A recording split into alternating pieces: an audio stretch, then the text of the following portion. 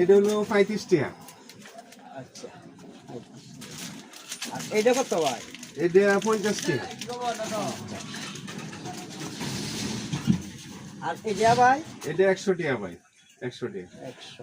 দেখ তুই দাম বাড়া কিনে আনতে। এটা নিবান যেটি দেখাইছু। কিনে আমরা নেম। এইটা কত ভাই? এটা 70 টাকা ভাই।